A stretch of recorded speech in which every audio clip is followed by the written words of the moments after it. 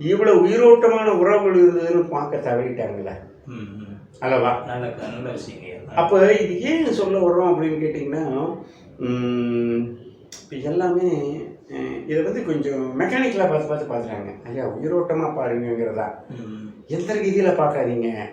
ஐயா வித்தாச்சு, அவங்களுக்கு வந்துக்கிட்டு நஷ்டம் கொடுத்தாச்சு. அப்புறம் இது மட்டும் இல்லை, அங்கே அது அந்த நிலத்தை ஒட்டி ஆடு மாடு இருந்திருக்கணும். இவங்களுக்கெல்லாம் சம்மந்தம் இல்லாத பறவை விளைந்திருக்கேன். சார்பு தொழில்களும் தொழிலும் வாழ்வும் இருந்தபோது சார்பு உயிரினங்கள் இருந்தது. இன்ற நாட்டில் தான் பகுத்துண்டு பள்ளி ரூம்புதல் நூலோர் தொகுத்தவற்றுள் எல்லாம் தலைன்னு திருக்குறளை பெருசாக பேசுகிறீங்களே. அங்கே 2 மரத்தை வெட்டி நீங்கள் கட்டடம் கட்டலான்னா அந்த மரத்தில் வந்து எறும்புலேருந்து பறவைகள் வரைக்கும் உட்காந்துட்டு இருந்திருக்கும். இது வந்து உயிர் சூழலையே வந்து சிதைக்கிற இடத்துக்கு போகிறோம். இது இத்தனைக்கு என்ன காரணம் அப்படின்னு கேட்டிங்கன்னா, உலகமயமாக்கல் என்பதற்கு பின்னாண்ட எல்லா உலகத்தில் இருக்கக்கூடிய அத்தனை உற்பத்தியுமே இந்தியாவை சைனாவை நோக்கி வருது. இதில் போட்டி இருக்குது, பங்களாதேஷுக்கு போகுது.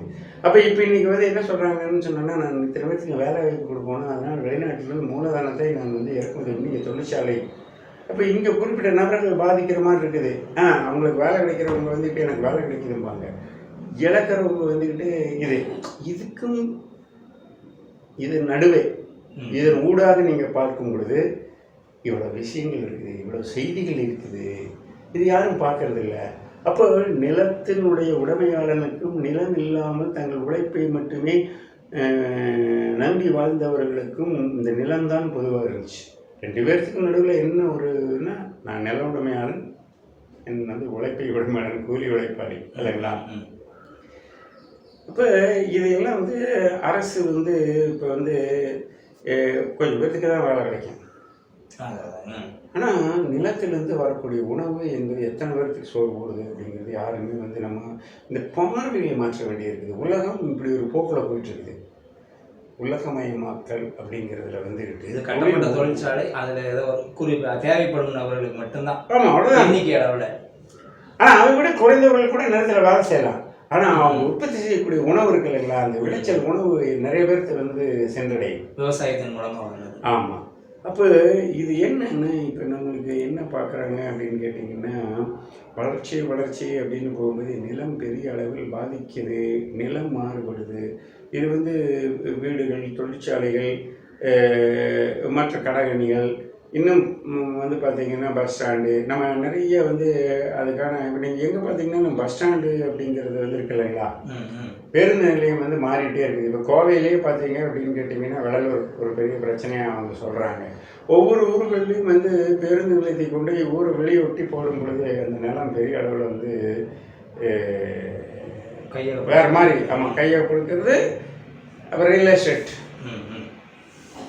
அப்போ இந்த போக்குகள் எல்லாம் வந்து ஏதோ ஒரு சில அரசியல் கட்சிகள், ஒரு சில அதிகாரிகள், இவர்களுடைய திட்டமிடுதல், திரும்ப திட்டங்கள், இவைகள் எல்லாம் பார்த்தீங்கன்னு சொன்னீங்கன்னா ஏதோ ஒரு சில பேர் உட்கார்ந்து திட்டமிடுதல் அது எல்லாத்துக்கும் பொதுவாக அப்படின்னு பார்க்குறாங்க. இப்படிலாம் கிடையாது. இந்த உலகமயமாக்கத்தில் வந்துட்டு நிலம் என்ற அதாவது லேண்டு, லேபரு, கேபிட்டல், இதுதான் வந்து எக்கனாமிக்ஸில் அடிப்படையான விஷயம். அப்போ இந்த லேண்டுங்கிற நிலனை நீங்கள் எப்படி உபயோகப்படுத்தப்படுகிறீங்க? லேபருக்கு வேலை வாய்ப்புன்னு சொல்கிறீங்க, கேபிட்டல் வெளிநாட்டிலேருந்து வருதுன்னு சொல்கிறீங்க.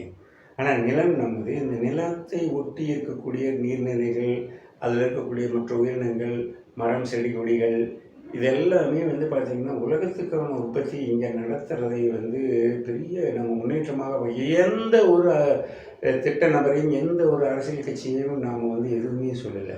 இது உலக போக்கு. இந்த உலக போக்கில் வந்து பெரிய அளவில் வந்துக்கிட்டு நாம் வந்து பாதிக்கப்படுறோம். 10 விழுக்காடு வந்துக்கிட்டு தமிழ்நாடு வந்து முன்னணியில் நிற்கிது அப்படிங்கிறது நம்மளுக்கு ஒரு பெருமிதமான செய்தி தான், அதை நம்ம மறுக்கவே இல்லை. ஆனால் வந்து நம்மளுடைய நீர்நிலைகள், நம்மளுடைய நிலம், நம்மளுடைய இது எல்லாம் எப்படிலாம் பாதிக்கப்படுது, இந்த சூழல்லாம் எப்படி பாதிக்கப்படுது அப்படிங்கிறத நம்ம பார்க்க வேண்டியது இருக்குது. நிலம் இருப்பவர்கள் வந்துக்கிட்டு அந்த நிலத்தை வந்து பாதுகாப்பதற்காகவும் அல்லது நஷ்டீடை பெறுவதற்காகவும் ஒரு போராட்டம் நடத்தும் பொழுது நிலம் இல்லாதவர்கள், அப்போ இது நம்ம வந்து இன்னும் கூட நம்ம நிறைய செய்திகளில் வந்து புள்ளி விவரங்கள் அடிப்படையில் நிறைய புள்ளி விவரங்கள் என்ன இருக்குதுன்னா ஐயோ ஒரு இடத்துல வந்துக்கிட்டு நீங்கள் அந்த இடத்துல வந்து வேலைக்கு வர்றவங்க என்ன சொல்கிறாங்கன்னா அந்த ஊருக்குள்ளேருந்தே நீங்கள் எல்லா வேலையும் கொடுத்துருப்பீங்கன்னு சொல்ல முடியாது. எனக்கு கடைசிக்கு என்னென்னா 2 வாட்ச்மேன் வேலை வேணால் அவங்களுக்கு கொடுப்பீங்க. எங்கேயோ இருந்து படிச்சுட்டு வர்றவங்கிறாங்க. அதாவது மைக்ரேஷன் அப்படிங்கிற ஒரு சொல்லாடலை கொண்டு வராங்க பார்த்தீங்களாங்க. ஒரு இடத்துலேருந்து ஒரு இடத்துக்கு பெயர்தல். இப்போ இது நடக்குது இல்லைங்களா?